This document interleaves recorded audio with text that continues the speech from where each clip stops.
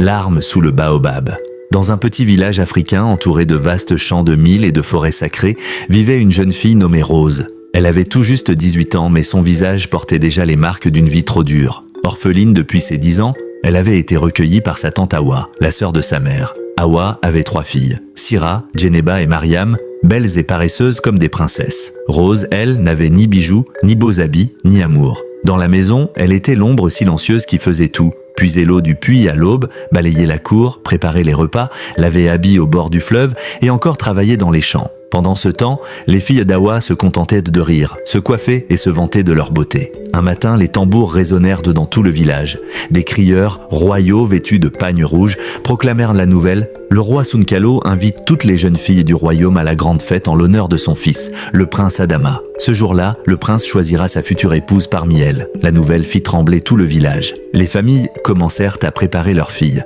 Tresses fines, colliers en or, boubous brodés. Les 3 filles d'Hawa sautèrent de joie. Mais Hawa regarda Rose avec mépris et dit « Toi, tu resteras ici. Les princesses vont à la fête, pas les esclaves. » Rose baissa la tête. Elle n'avait jamais osé rêver d'une telle fête. Comment aurait-elle pu y aller avec ses habits de trouée et ses pieds nus? Pendant que les filles d'Hawa essayaient leurs plus beaux pagnes, Rose préparait leur repas. Ses mains tremblèrent de fatigue. Ce soir-là, elle s'assit seule sous le grand baobab sacré au bord du village et pleura. « Maman, papa, pourquoi m'avez-vous laissé seule? Pourquoi tout le monde me déteste ?» Le vent souffla doucement dans les branches du baobab. Une voix faible comme un murmure sembla sortir de l'arbre. « Ne pleure pas, mon enfant.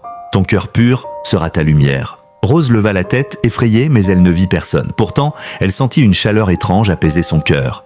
La place royale brillait de 1000 couleurs. Les tambours battaient, les griots chantèrent la gloire du prince Adama, un jeune homme noble et courageux. Les filles du village, vêtues de pagnes somptueux, défilèrent devant le roi et son fils. Hawa et ses filles arrivèrent parmi les premières. Sira, Djeneba et Mariam rayonnèrent de beauté, mais leur cœur était rempli d'orgueil. Pendant ce temps, Rose restait seule à la maison, lavant les calebasses vides. Soudain, une vieille femme vêtue de blanc entra dans la cour. Elle portait un bâton et ses yeux brillaient d'une lueur mystique. « Enfant, pourquoi es-tu ici alors que toutes les filles sont au palais ?» demanda-t-elle. Rose, étonnée, répondit timidement « Ma tante ne veut pas que j'y aille.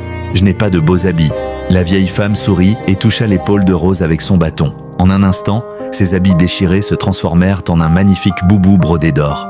Ses cheveux sales devinrent des tresses ornées de perles et des sandales brillantes apparurent à ses pieds. « Va mon enfant, mais souviens-toi, la vraie beauté vient du cœur. » Rose courut vers le palais, le cœur battant. Quand Rose entra dans la salle royale, un silence se fit. Tous les regards se tournèrent vers elle. Même les filles d'Hawa en restèrent bouche bée. Rose n'avait pas seulement l'air belle, elle avait une lumière douce et pure qui émanait d'elle. Le prince Adama, assis à côté de son père, se leva. Il n'avait jamais vu une beauté si simple et si vraie. « Qui es-tu » demanda-t-il. « Je m'appelle Rose » répondit-elle timidement. Le prince sourit.